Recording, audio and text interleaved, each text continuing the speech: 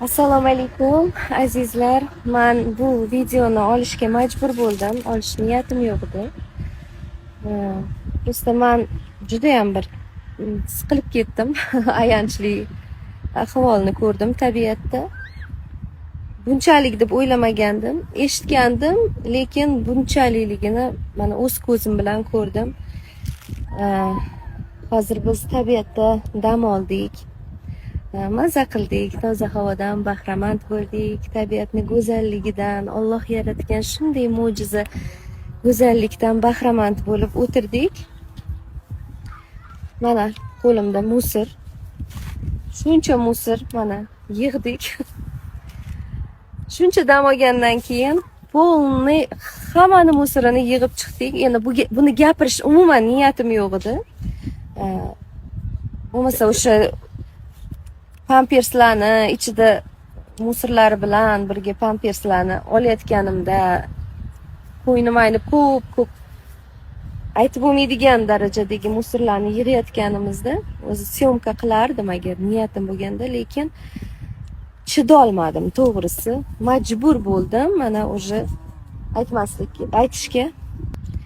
Iltimos orqanglardan tozalab ketinglar, shunday go'zal tabiatni rasvo qilmaylik iltimos. Chunki biz bu joyni ham zo'rg'a qidirib topdik. Hamma joyni уже yopib qo'yishgan. Zo'rg'a mana shu yerga topib keldi, chunki biz tabiiy prirodada, dikий prirodada o'tirgimiz keldida. Dacha-pacha qilgimiz kelmadi. Tabiiy prirodada o'zimiz mana qilib palatkalar qurib, maza qilib yerda o'zimiz shashliklar qilib, maza qilib o'tirgimiz keldi. Shunaqa zo'rg'a topib keldik bu joyni. Chunki hamma joyni yopib tashlagan. Nima uchun? Hamma joyni musor qilyapti insoniyat. Bunaqa qilmaslik kerak. Oxiri bunaqa tabiatga zor bo'lib qolmaylik, iltimos. Hamma narsani nimani qilsang xor, o'shanga bo'lasan zor degan. Iltimos. Xor qilmaylik. Alloh yaratgan shunday go'zallikni.